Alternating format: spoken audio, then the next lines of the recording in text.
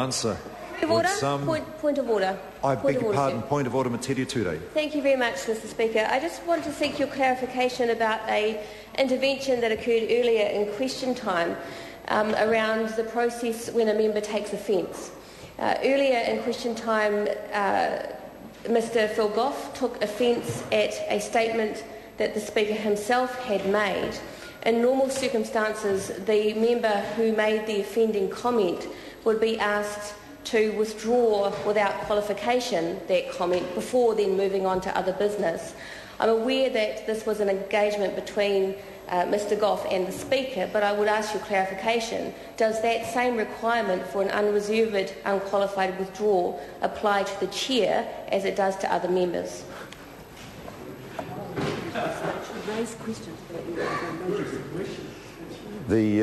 Definitely doesn't. If members wish to raise questions about the Speaker, they do so by notice of motion, and that is the proper way to do that. The member may note, though, that the Speaker did apologise to the member for having caused him offence. Speakers haven't always done that, in my experience in the past. I'm always prepared to apologise, especially where I get things wrong.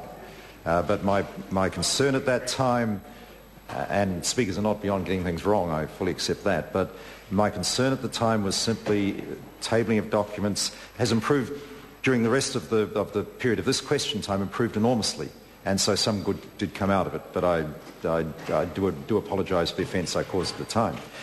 Would some honourable member care to move that the House take note of miscellaneous business?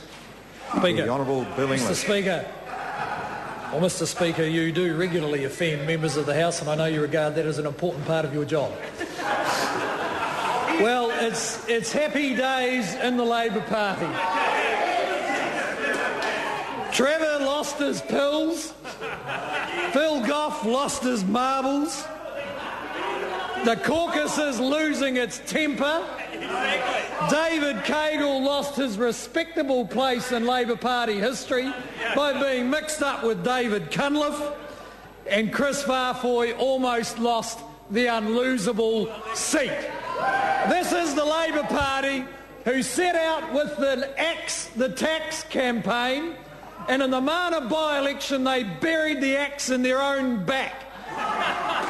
What was meant to be a referendum on the government ended up with the people of Middle New Zealand, and there is no more Middle New Zealand seat than Mana, sending the opposition a message. But Phil Goff didn't get it. He didn't get it because he decided, just rather than listen to the people of Mana, he Googled the Labor Party in Britain. And he came up with the squeezed... Point of order, the Honourable Darren Hughes. I'm sorry to interrupt the Deputy Prime Minister, but I've just been made aware of a phrase that he used at the beginning of his speech, which was making reference to a member not having taken their pills. That's a phrase that's been ruled out at the request of the National Party for reasons reasonably close to home in that respect. And so if it's going to be ruled out, if the National Party are going to object to that phrase being used by Labor members about one of their members, and I don't think it's in order for them to use that phrase about one of ours, and so we take objection to the use of that phrase in order for there to be consistency around the sensitivities on that point. Is the member asking that he withdraw the... I mean, it is an unnecessarily gratuitous comment. I fully accept that, and I would ask the member to withdraw that comment. And I don't think we should be using that. Thank you. Mr Speaker, well, the Labor Party will need some other explanation for Trevor's extraordinary behaviour, which I suggest is that he didn't attend his anger management course the other day. But, Mr Speaker, how did the Labor Party manage to almost lose the Mana by-election? Well, I think the first reason is that no one is listening to them. And the reason no one is listening to them is because 2 years on from the 2008 election, the Labor Party still think the voters were wrong. And it's highly unlikely that the voters of Middle New Zealand, even in a recession, are going to listen to the Labor Party who is telling them, mate, we were right, you were wrong. And that is why they are not listening. The second reason is that if they did listen, what they hear wouldn't make any sense. And I'll just use a couple of examples. Well, that's why they're saving themselves the trouble, because it wouldn't make any sense. I'll just give you a couple of examples. David Cagle has said that he is against, David Cunliffe, that he is against asset sales. And he said that what he's going to do is, their policy now is the government will go into partnership with private shareholders in government companies as long as it doesn't dilute taxpayers' ownership. So how does that work? So the private owner is allowed to buy shares, but the government still owns it 100%. Well, that is modern social democracy, I think. That is actually impossible. So Labor need to decide, well, actually they have decided, they are in favour of partial privatisation. They are. And privatisation dilutes taxpayers' ownership. And if the finance member, the spokesman on finance doesn't understand that, it's no wonder Phil Goff wishes he had David Cagle in that spot. It's no wonder.